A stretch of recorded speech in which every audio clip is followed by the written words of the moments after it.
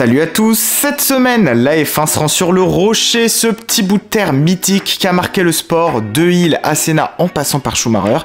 Et comme d'habitude, c'est dans le décor habituel, des strass, des paillettes et du glamour qu'on se retrouve, avec surtout un grand prix à disputer et pas mal de choses à voir ensemble. Alors après Imola, cette fois c'est la bonne, on embarque ensemble pour la preview, c'est parti.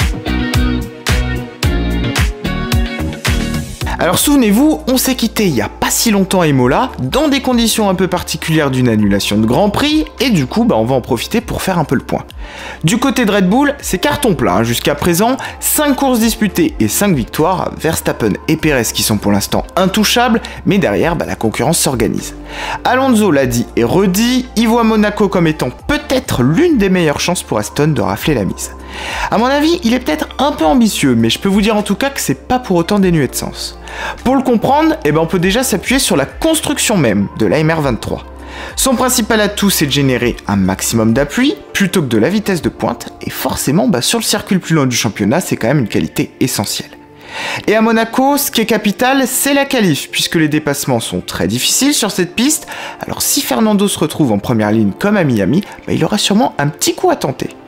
Chez Ferrari à Miami, on avait travaillé sur le plancher pour essayer de corriger les petits travers de la SF23, notamment au niveau de l'instabilité, pour rendre la voiture plus prévisible, moins nerveuse, et on va continuer à s'orienter dessus. À Monaco, il y aura simplement des évolutions mineures qui seront amenées avec quand même la possibilité de voir une nouvelle suspension. Charles à domicile, il va tout donner, et je pense d'ailleurs qu'il aura bien besoin de reprendre confiance, et peut-être d'ailleurs se venger de l'année passée. Du côté de Mercedes, on est par contre dans une dynamique complètement différente, puisque les flèches noires elles vont être métamorphosées à Monaco. Alors après un petit moment de doute, on a eu la confirmation que les évolutions de la W14, elles seront bel et bien là, même si le circuit de Monaco, il pouvait peut-être les amener quand même à réfléchir. Et la réponse, c'est que tout simplement, on s'attend à être plus compétitif avec le nouveau package, alors on n'a pas envie de perdre du temps. Alors justement, il y aura quoi de nouveau dans ces évolutions ? De nouveaux pontons, un nouveau plancher et des suspensions avant qui seront modifiées, bref, ce sera quand même une petite cure de jouvence.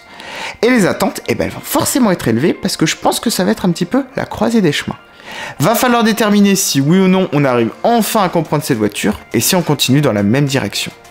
Pour ce qui est des autres teams, AlphaTauri devait amener tout un pack d'évolutions avec surtout un nouveau plancher à Imola. Et la question qui se pose, c'est de savoir si on va l'amener pour Monaco ou alors retarder son introduction pour la raison qu'on sait. Au moment où je vous parle, en tout cas, c'est toujours un sujet de discussion, alors faudra rester attentif.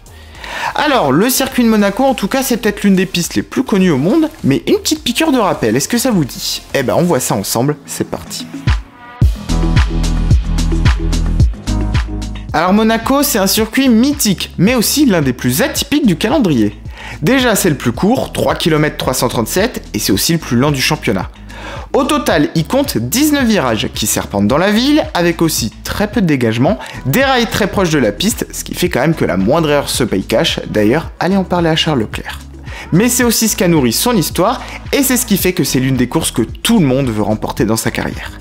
Les organisateurs d'ailleurs qui au fil du temps ont en tout cas tout fait pour le moderniser, et c'est aussi d'ailleurs l'un des mieux organisés du point de vue de la sécurité.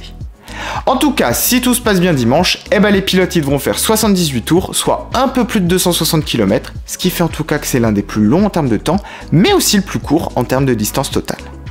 Petit circuit dit aussi une seule zone de DRS, ce sera dans la ligne droite des stands, mais comme je vous l'ai dit, les dépassements seront de toute façon assez compliqués, et c'est peut-être d'ailleurs aussi dans les stands que tout pourrait se jouer.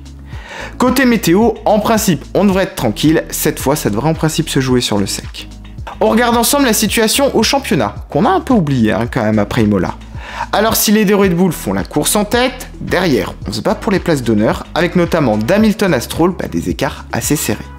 Côté constructeur, c'est un peu la même chose, avec Red Bull qui est plus que jamais en place, mais Aston, Mercedes et Ferrari continuent de batailler, et pareil derrière, entre McLaren et Alpine, les bleus qui devraient en principe à la longue prendre le meilleur.